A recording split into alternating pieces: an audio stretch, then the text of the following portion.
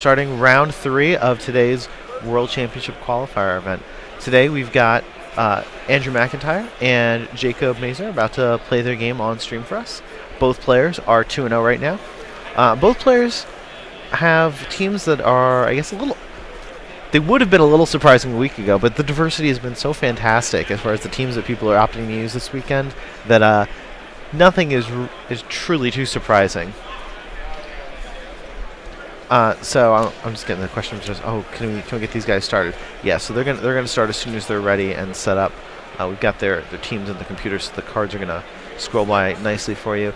I think the surprise card for me is that Jacob is using Purple Worm, greater monstrosity on his team. Ooh. Oh wait, am I? Oh, no, sorry, Andrew. Yeah, so Andrew's the one with the purple worm. Yeah, I was looking at the wrong sheet. So Andrew's team is just very different. So he's going to give other attackers +2/+2 with Green Lantern, and at the same time, Angel's going to help him sneak in characters that could get bigger. Like, there's just a lot of different possibilities. You know, Green Lantern's going to combo with Kobold here.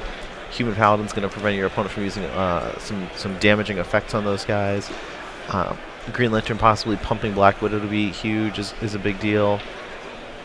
There's just a lot of different paths that Andrew can take, and it's just a matter of him seeing where the vulnerabilities are for his opponent. The fact that Purple One can KO a character when it attacks and then deal extra damage to reward for that punish, that's the sort of thing I want to see in a 7-cost character. He is the game ender, the door closer. He's gonna toss you down the elevator shaft. This guy's crazy. He's so big. So let's take a look over at Jacob's team. I think it's a little bit more like what people would expect. We've got Constantine Hellblazer. We've got Prismatic Spray, Lesser Spell. We've seen a lot of both of those for kind of control elements. Interestingly, there is no Professor X on Jacob's team. He probably just figures, hey, I've got plenty of low-cost options. I've got the Blue Eyes to cycle Gabi or KO my sidekicks for a little bit of ramp. I'm probably good to go. And you know, with 2-cost characters like Black Widow and Zarina, I think Jacob's very comfortable in a world without Professor X. Jacob's Jacob's basic action cards are Magic Missile, and Polymorph.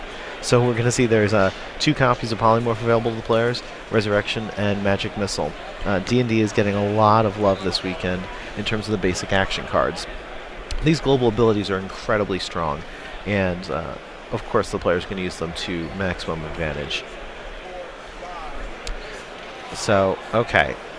They're setting up their dice, and so now we can kind of see how many dice each character has devoted to it. And as you would expect, Andrew has 4 dice on Kobold and 4 dice on Zarina, and Jacob has got plenty of dice on his low-cost characters as well. 4 on Gabi, 4 on Zarina, yeah, 4 on Black Widow, 4 on Green Goblin, 3 on Constantine, 3 on Jinzo. You only really need 1 or 2 on Prismatic Spray, and that's all that Jacob has. And then 1 on his Millennium Puzzle, of course, and 1 on his Blue Eyes. So let's see which of these players are going to be starting the match off. Oh, it seems like Jacob is looking for one last piece of the puzzle here. Oh, dice bags are a little important for playing Dice Masters.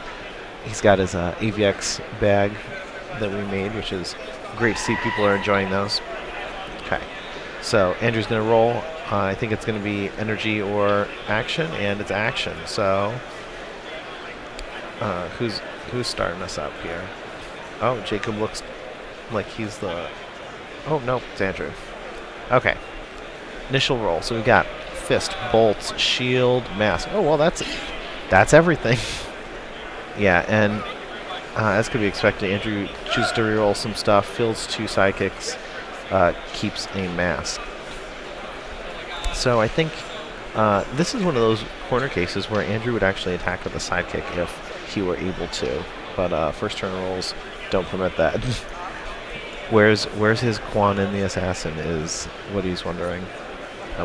Why did he bring Resurrection and not Villainous Pact? That could have made a big difference here. Okay. So more sidekicks. This is a pretty optimal role for Jacob. So, yep, he's gonna use Blue Eyes Global, KO the sidekick, get a discount of 2 on the next thing that he buys.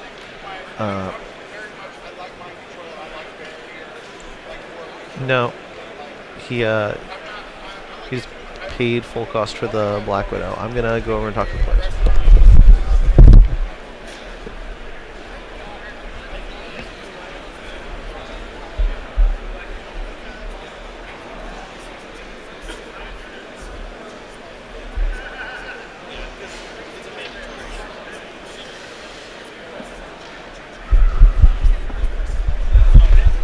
Yeah. So Jacob had spent an extra energy, and you can't just choose to spend extra energy. This is a mandatory action. It might not matter that Jacob has a bolt in his reserve pool. It, might be disadvantageous for his opponent. Who knows? But when we can, we want to try and preserve the game state. Okay. So kobolds are in the mix. Andrew's got 1. He's got 3 masks. He's gonna use tons of Professor X. Oh, there we go. Good attack.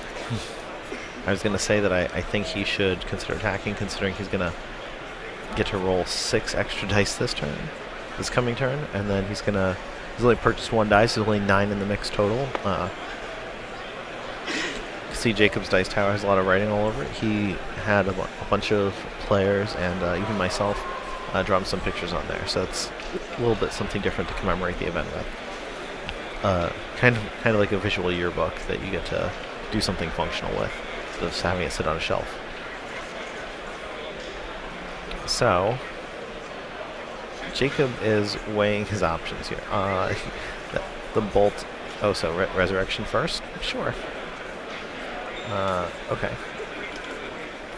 I'm kind of surprised that Jacob wouldn't buy something first. Okay, so 2 in. Shake it up.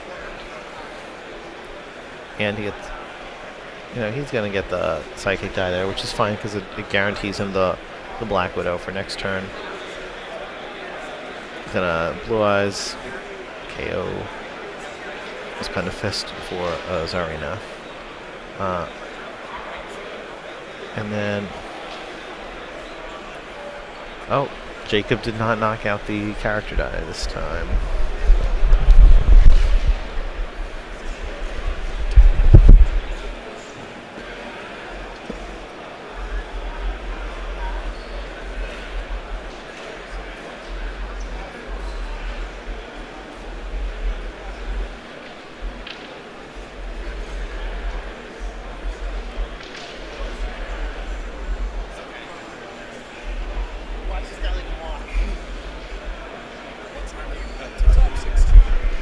After 5 rounds. Or it might only be... Oh, no, it's after 5 rounds, yeah. Jacob is clearly nervous about playing on stream, and he's admitted as much. So, missed out a little bit on what Andrew's doing. Oh, there's a penny. Oh, penny is for the generic energy, I believe. Yeah, so Andrew's down to 19 life because he's unable to roll enough dice, and the penny is going to be his generic energy. It's always good to kind of have some kind of counter or marker to show how many generic energy you have. Oh, and so Andrew's at 18, as is Jacob at this point. So having that first kobold out is really important. But there's a purple worm in the mix. Oh man, I'm so eager to see what this purple worm does, because obviously Andrew's been doing well. He's 2-0 against the top competition in the world of Dice Masters, and it's really tough to imagine that, or rather, I prefer to not imagine a world in which Andrew went 2-0 without using purple worm and decides, no, this is the game. Now I'm doing it. But let's see what happens here. So you might recognize Jacob's name because he was one of the players who made national championships. He was also someone who at Nationals was playing a fun team utilizing the Phoenix Force dice from the AVX set along with Limited Wish from D&D. So, okay, Magic Missile, KO the Kobold, which probably doesn't bother Andrew too much because it's that much easier for him to field the Purple Worm next turn. He's going to have that much more energy, that many more fists to buy Zarina and more kobolds with. Okay, so Andrew's down to 15 life. But I think, oh yeah, Andrew's diligent on his life tracker here. So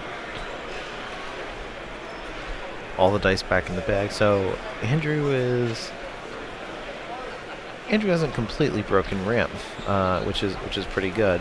But they need to roll 8 dice here. Okay, that purple worm is going to be rolled very quickly. One of the things we've heard from some fans about D&D is that they really like how the swarm guys can help you build up to the enormous guys. Oh, here comes the worm. Oh, this is craziness.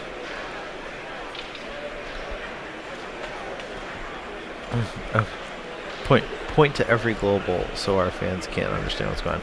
Oh, so he's using the polymorph global to spin up Purple Worm. That's a good move because Kobold only ever has 1 attack. You really want him for his swarm ability anyway, and Purple Worm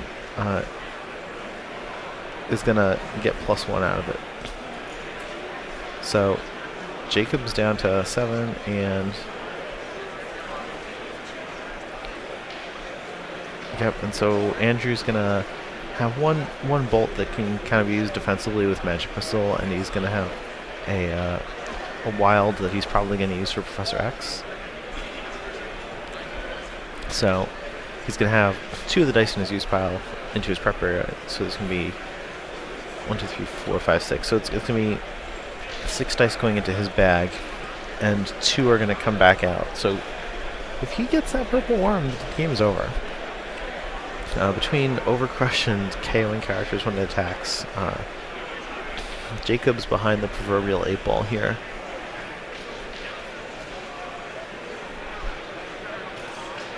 Okay. Zarina, let's go. Okay, so Jacob's thinking through what he's got to do here. He's got a bolt, but I don't think he wants to break ramp to buy a Gabi. He's got 2 masks, but he needs to save those for his ramp, and so this is one of those times when Quanid would be really good because he could spend the bolts on the mask and get the Quanid, have a new source for masks besides his sidekick dice. Get all sorts of stuff going for him. Got Kelly Cool walking over, getting him pumped. Okay, let's see if Andrew can pull the Purple Worm out. Okay. No worm. I don't think so, unless I missed it. No worm. Oh, all sidekicks. You know, Andrew's at 11, but he probably can withstand some kind of Hulk play from Jacob. I'm gonna go with maybe, actually.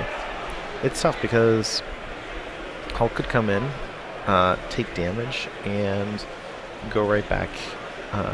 Just cruise for 8 to Andrew.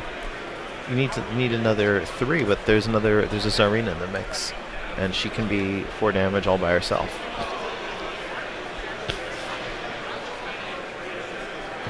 Yeah, Jacob methodically pointing out his use of that global.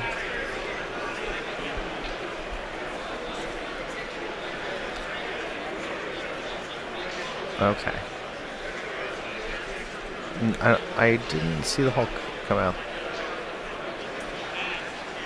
So the die that Jacob needed to win is not in the mix for what he rolled this turn.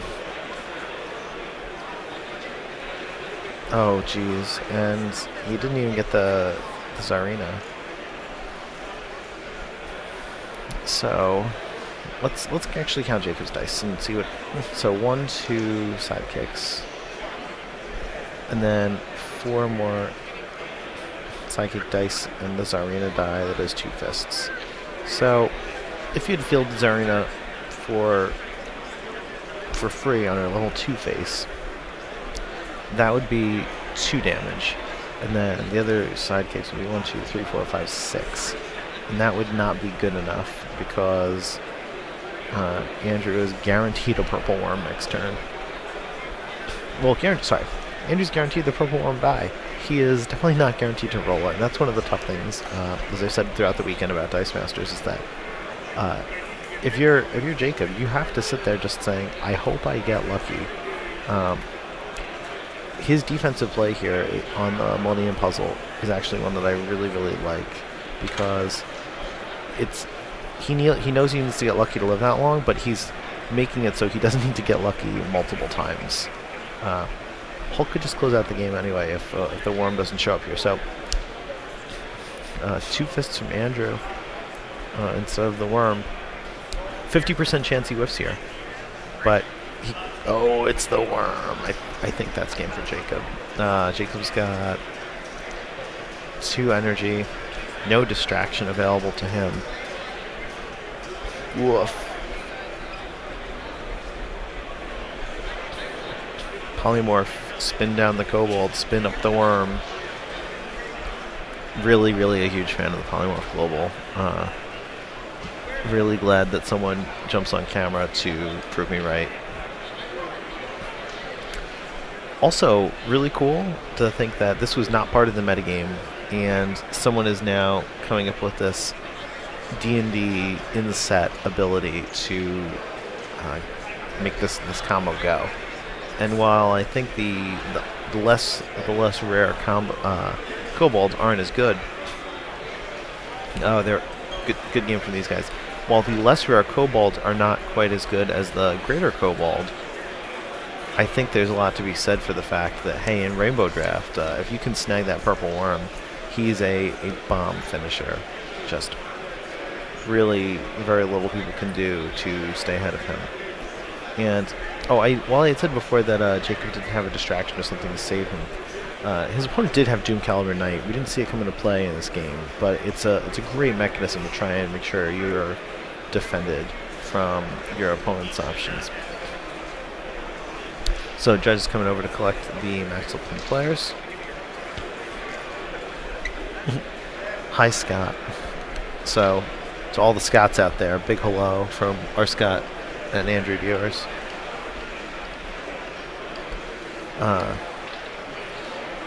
Yeah, Human Paladin is really interesting for Andrew's team too, because he doesn't want the Gabi Tsarina sort of thing to do him a boatload of damage, and so he just insures himself against it.